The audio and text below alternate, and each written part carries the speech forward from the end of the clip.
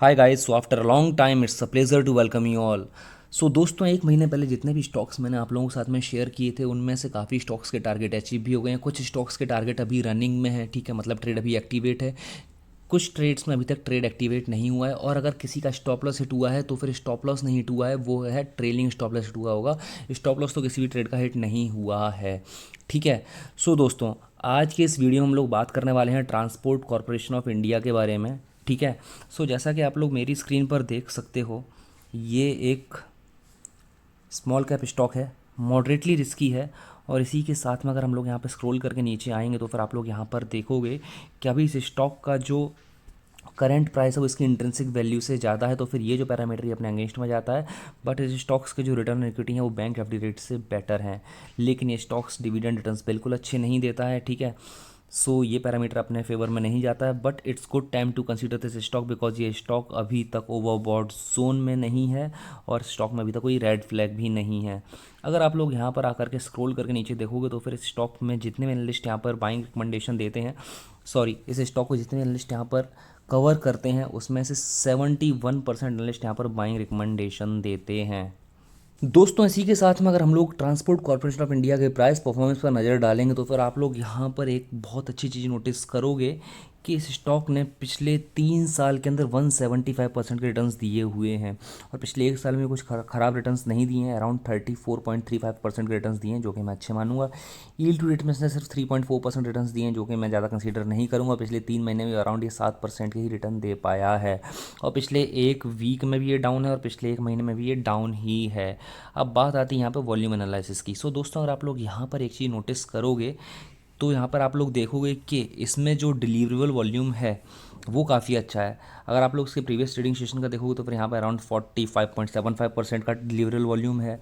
उससे पहले का सेशन देखो वो भी 30% से अप ही है। पिछले एक वीक का एवरेज अगर आप लोग यहाँ पर देखो तो फिर वो है 37%, और पिछले एक महीने का एवरेज भी यहाँ पर ठीक है, जो है 36%। अब अगर हम लोग यहाँ पर आकर के इसके फाइनेंशियल्स पर नज़र डालेंगे तो फिर आप लोग यहाँ पर ये देखोगे कि ये जो कंपनी है ये भले स्मॉल कैप है, बट इसके जो रेवेन्यूज़ हैं कंसिस्टेंसी के साथ में हम लोग यहाँ पर ग्रो करते हुए नज़र आ रहे हैं। अब बात आती है यहाँ पर इसके नेट प्रॉफिट की, बिकॉज सब कुछ रेवेन्यू से तो होता नहीं है, ठीक है। सो इस कंपनी का जो नेट प्रॉफिट है वो इस साल में काफ़ी अच्छे अमाउंट का काफ़ी अच्छे नंबर्स के साथ हम लोगों को स्पाइक करता हुआ नज़र आया है, जो कि पिछले कुछ सालों में कंसिस्टेंसी के साथ में स्लोली इंक्रीज़ हो रहा था, बढ़ रहा था, अच्छी बात है ये। बट ये साल में इसने काफ़ी अच्छा खासा हम लोगों को नेट प्रॉफिट दिखाया है। अब बात आती है यहाँ पर इसके आरओई की।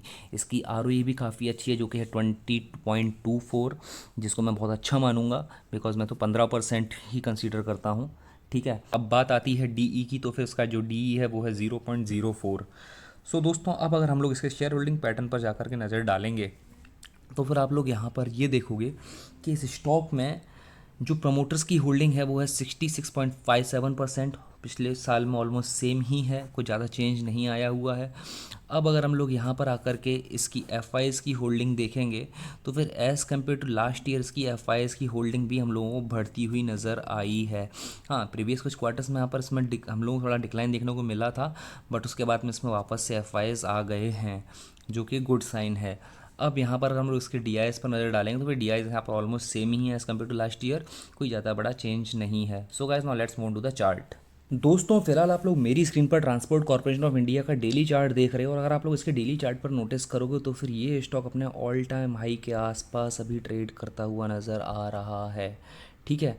सो अभी अगर हम लोग यहाँ पर एक चीज़ देखेंगे तो फिर ये almost it is standing on the verge of breakout, but last trading session में जो मैं इसमें ब्रेकआउट एक्सपेक्ट कर रहा था ये वहाँ से नीचे आ गया है, ठीक है। सो ये भी हो सकता है कि माइनर पुल बैक ले रहा हो या फिर कंसोलिडेशन कर रहा हो किस वाले जोन में, इस वाले एरिया में यहाँ पर थोड़ा सा कंसोलिडेशन कर रहा हो ब्रेकआउट देने से पहले, ठीक है।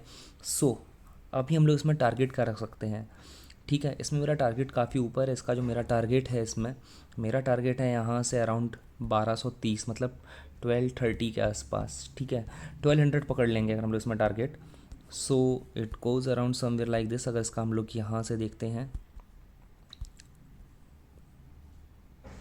सो ओके, अगर हम लोग इसमें 12% का, अगर हम लोग इसमें 1200 का भी टारगेट लेते हैं सो इट गोज़ अराउंड 44 या 45% के आसपास इसमें मैं अपसाइड भी एक्सपेक्ट कर रहा हूँ ब्रेकआउट के बाद में, ठीक है।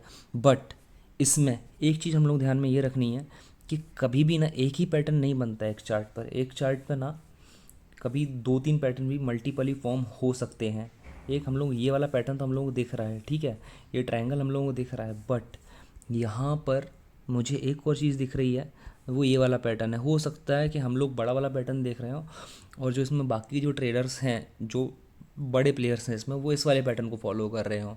सो लेट्स सी कि यहाँ कहाँ पे कैसा ब्रेकआउट देता है, वॉल्यूम के साथ में कैसा ब्रेकआउट देता है, कैसा वॉल्यूम आता है, उसके बाद में हम लोग इसमें एक ट्रेड को इनिशिएट कर सकते हैं। बट मेरी तरफ से कोई रिकमेंडेशन नहीं है, I am just sharing my analysis.